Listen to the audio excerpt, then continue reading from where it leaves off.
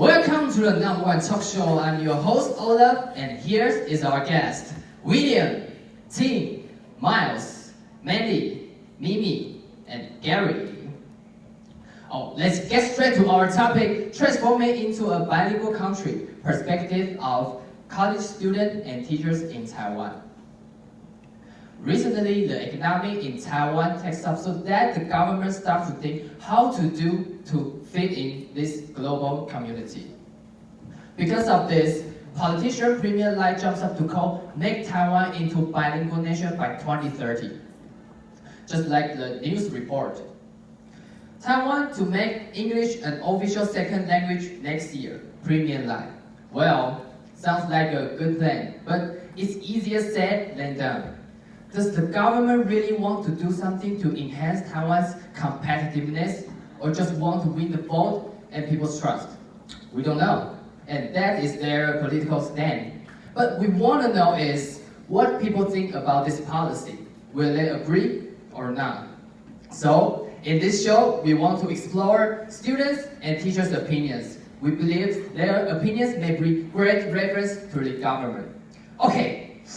William and Mandy, could you give us some literature reviews? Sure. William and I researched some points about this policy, and we separate 4 parts. Now, let's start the first one. Can to develop the 3-circle world English? Countries in the inner circle, such as US and UK, use English as a mother tongue. Countries in the outer circle, such as Singapore and Philippines, make English as an official language, and the expanding circle, such as Taiwan, use English, a major foreign language. And to make Taiwan's bilingual nation, there are several advantages, including promoting international competitiveness. And according to a survey, 53.1% people believe that making English as a second official language would improve our English language ability. However, just like every coin has 2 sides, there are some still disadvantages in this policy. For example, countries that, including English as an official language, were colonized by UK or the US. Moreover, it may cause children get more pressure because the children will get more subjects in their learning. And do you know that, William? Our English education in Taiwan started in 1945, when English was designated as the compulsory subject in high school and elective in junior high school. Our government has developed since 1945, and the good news is, recently, they plan to lift the ban on this education in kindergarten in our future. However, before the announcement of the central government's bilingual country policy, some city governments have invested effort in bilingual education, with Tainan City being a pioneer, and Taipei also implemented its pilot bilingual program at schools. Okay, thank you, William and Mandy. Okay, Tim, how about the method? Yes. The motivation of our research shows 3 main ideas. The first one, what are college students and teachers' opinions about the bilingual national policy? Second, is there a difference between students and teachers' opinions? Third, is there a difference between English major and non-English major students' opinions? In our survey, participants consisted of 58 teachers and 403 college students, recorded snowball sampling method. The identity divided into English major or non-English major, teachers or students, the age of start learning English, and participants' knowledge about the bilingual national policy. Our questionnaire constructed through Google Forms and based on blueprint of the National Development Council, especially the education policy. We posted the link for 1 month on Facebook or sent as personal messages to make sure it spread to as many teachers and students as possible. Okay, thank you, Tim. After method, Miles and Gary, let's talk about the result. Okay.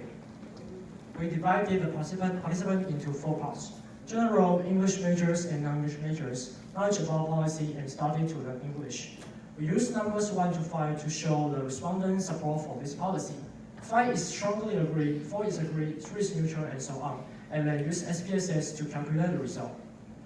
Of all 90 items, only 5 items display scores equal or somewhat higher than 4, and this item is the highest. Most fell between 3 and 4, and the average score is 3.76. This indicates that respondents were partly supportive of the policy. Respondents agree that this policy would have positive influence, such as elevate Taiwan's international status and economic development. When we compare English majors and non-English majors, they show significant difference in 7 items, and this item is the most difference. Overall, English majors were more supportive than non-English majors of the policy. They were significantly more positive that English will become an official language. Yes, and we used ANOVA to compare 3 groups who had different degrees of knowledge about bilingual nation policy.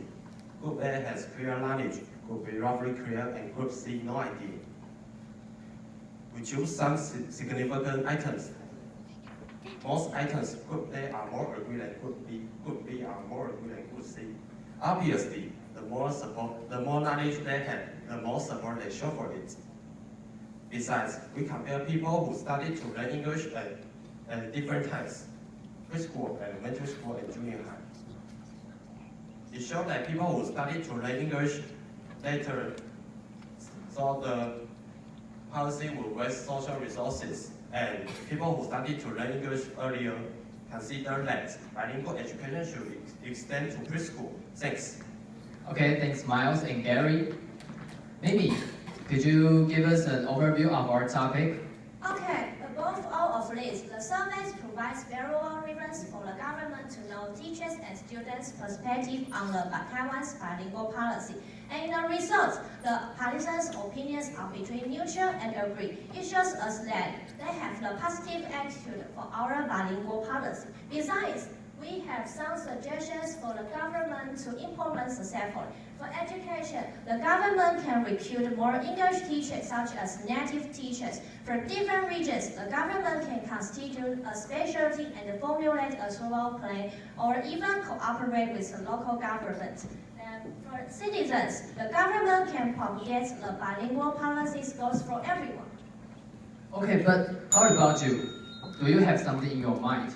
Okay, in my view, if the government just promotes a lot of way for the policy, but they doesn't keep working for those items, it will turn the developing Taiwan into bilingual nation by 2030 into a slogan. So I think that the key point for success is action speaks louder than words. Okay, thank you, Mimi. Knowledge is knowing a fact. Wisdom is knowing what to do with that fact. I'm your host, Olaf, and thanks for listening. See ya!